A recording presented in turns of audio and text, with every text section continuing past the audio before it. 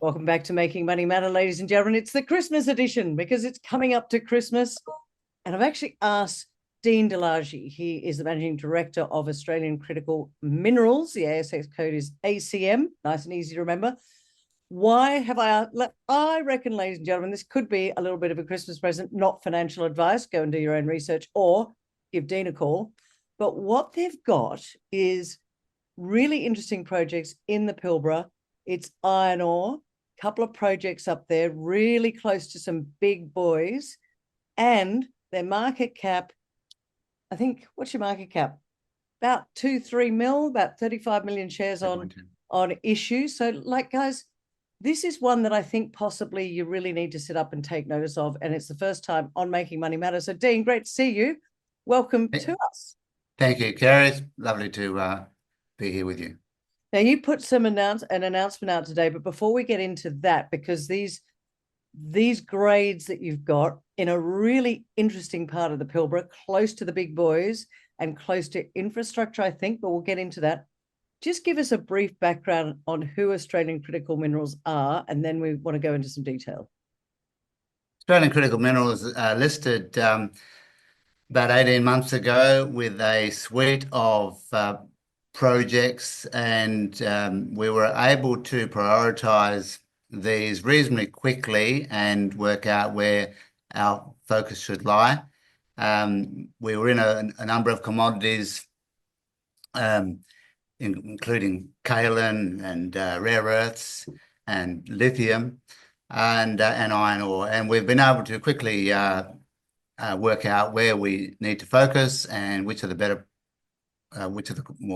quality products, projects, and so we've now focusing on our iron ore assets in the Pilbara. So talk to us about these iron ore assets in the Pilbara and why you're pretty excited, I guess. Still got a low market cap, but I just think that the word hasn't quite got out there at the moment. Yeah, no, we've been chipping away at this, developing the geological understanding of two types of iron ore occurrences. One's called Cooletha, the channel iron deposits, and the other is Shaw. And Shaw is about 100 kilometres south of Port Hedland, and Cooletha is about 200 kilometres south of Port Hedland. We've been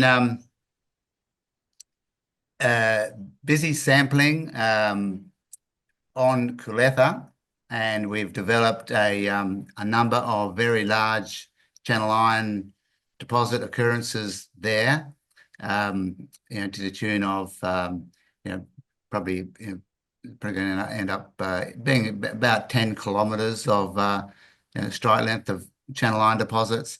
And then we've got Shaw, which is a banded iron formation. Initially commenced some years ago with one of the directors of the vendor, and he had one little sample of plus 50% Fe, and we followed that up and found out where that little sample came from, and we're at the stage now where we've identified 5 kilometres of this geological unit, or 5 to 7 kilometres of the geological unit, of which about 3 kilometres of it is prospective for banded iron formation. And we've narrowed that in now to a highly prospective zone, about 300 to 500 metres long, about 100 metres wide, up to 130 metres wide, where we're getting these grades of 60 to 65% iron Fe. So, and the interesting thing is with banded iron formations, you can't have, if it's hematite, you can't have more than 69.9% Fe, because hematite's only got 69.9% Fe, so that's as pure as you can get. So if we're cracking for 65%, that's an impressive product. Oh, that's something I didn't know, because it can only be maximum 69.9 and you've got, what, 65? Yes, that's correct. Look, this might sound like a dumb question, but I'm sure some people out there will go, thanks for asking it. What's the difference between a channel iron deposit and banded iron formation? Is there one better than the other? Because Cooletha is channel iron. Yes. Shaw is banded iron. No, No, no, one's not better than the other. They're banded iron is uh, is hematite. It's a very hard rock, and so your mining costs are generally higher. Okay. Um, um, Channel iron deposits, uh, sedimentary deposits, secondary sedimentary deposits formed originally in topographic lows in streams, and they become topographic highs and in an inverted topography situation as millions of years pass, and now we end up with these mesas, stretching up 30 meters into the air, some of them, where you've got this high grade iron, and often it can be quite thick units. You can get them to be 40, 50 meters thick. Often they're 10 to 12 overall, right throughout the Pilbara.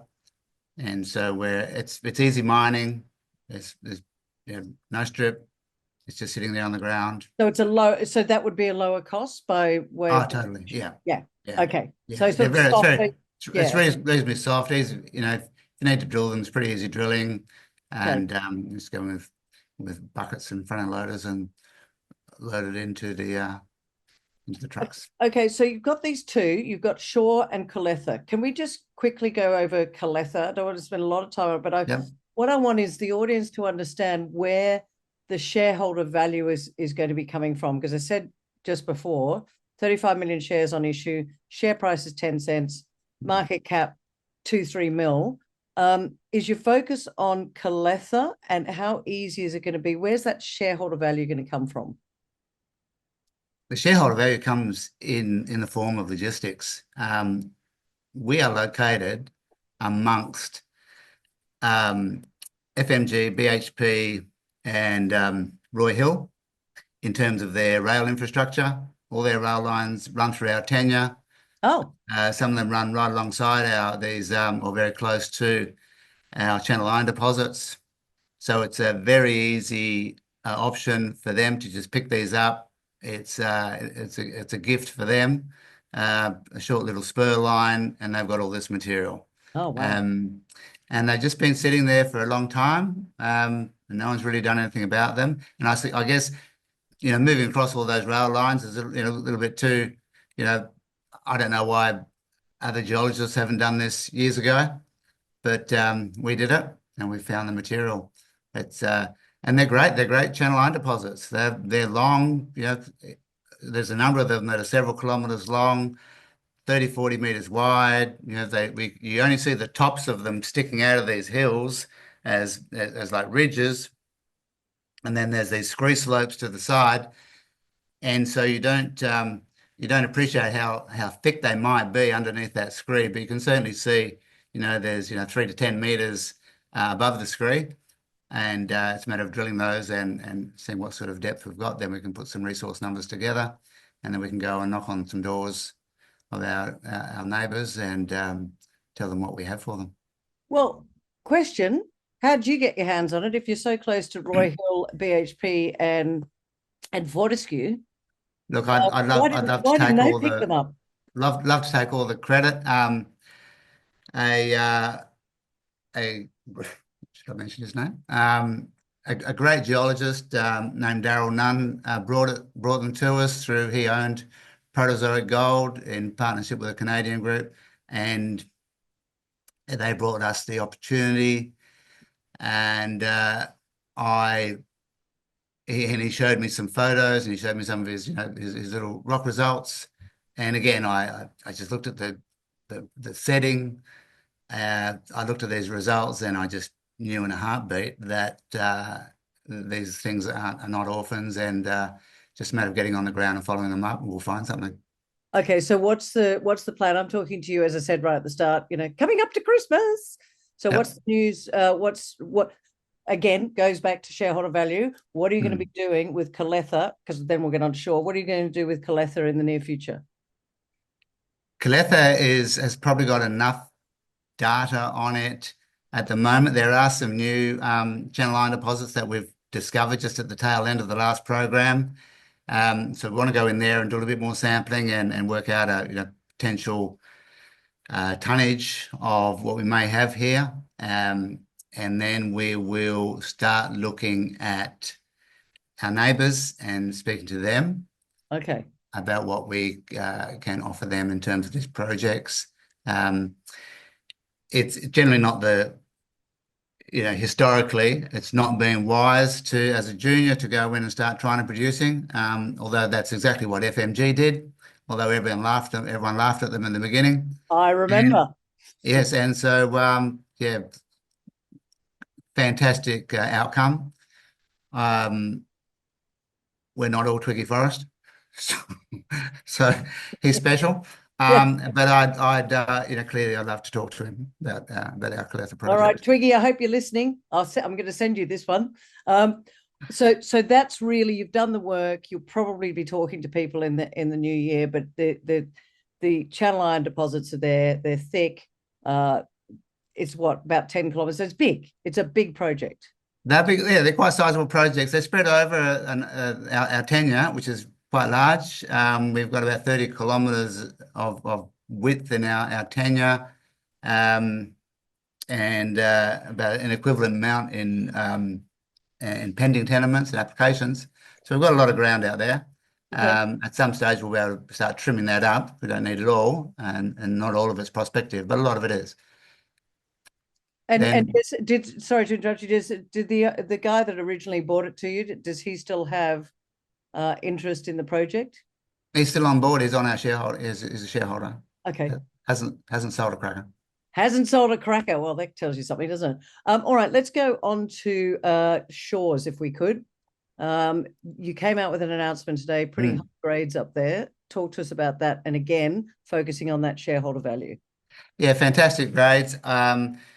And again, the value in the property is in the logistics. We're only 40 kilometres south of Maralga Creek's mine site. We're 10 kilometres east of Atlas Iron's iron ore complex, where there's a whole lot of these little banded iron formation deposits. We're in the same structure. It gets all convoluted near the northwest of our tenure and then starts heading southeast, sorry.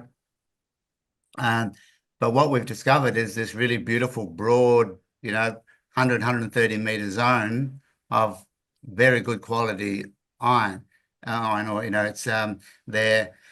It's sort of 500 meters long, 130 meters wide, and a lot of these samples have come back plus 50% and up to 65, as I said. So it's a great product, and all these smaller ore bodies that Atlas Iron have in our vicinity, they will need additional feed at some stage, and that's the value there, because they will be very keen to know what we've got, and if we've got such a good product, it'll be fantastic for them. And the really good thing about our product is it has really low deleterious elements, very low phosphorus. Cooletha in particular is incredibly low phosphorus, 0.04%. So it's very, very good. So that's the beauty of shore, getting back onto shore, that we're, in this area where even just now they're putting in haul road spurs and things and they're drilling just north of us, within just a few kilometers, and that's Atlas. So they'll be very, very keen to, I suspect, to get involved with this at some stage. All right. So what are you doing at Shore as we go into, I put down in my notes here, mineral resource estimate, but I guess that's not going to be for a little while. A bit too early for that. I'd love to do the hand waving thing, but that's usually means you're going to shoot yourself in the foot. Yep. But people can use a calculator. It has great potential, and they're great grades, and grade is king at the end of the day. If we we're not going to just let it sit there now. We are still going to keep working on it. There's more sampling to be done. We've taken these samples over sort of, so 25-meter sample spacings. So we need to bring that in a bit tighter. The Okay. line spacing was probably, 50 meters. So we're going to bring that in a little bit tighter just to be able to tighten up our numbers and move to that next step. And then we're going to put in a drill road to get drill access into the property. So we'll re-establish that old one from the 1960s and that old track and get some access up there. When are And you then when are you doing that? Sorry, Dean, when are you going to do that drill road? that'll be in the new year. Okay. Bit too late in the year to do that, but yeah, sometime next year we'll see how our priorities are going with regarding to the development of both Cooletha and Shore.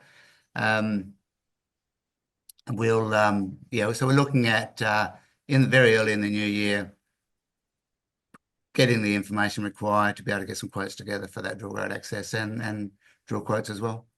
Get an RC program up there. Is there a time when you can't go up, like when it gets to about 50 degrees up there? Doesn't the Pilbara get like uber hot and you're like, we can't work at this time? And I thought that this was around sort of December, January. Is that correct? Or do you work straight through and you don't care because you're such tough boys up there? Well, we're not really tough boys. My lead geologist is a woman. So oh, well, you know what I mean by tough boys. I mean tough people. anyway, And by the way, that's great. I have gone up there both in December and January over the last few years, and it is hellishly hot. And every time I do it, I swear I'm not going to do this again. It is 48, 47 degrees. The rocks must be 100 degrees.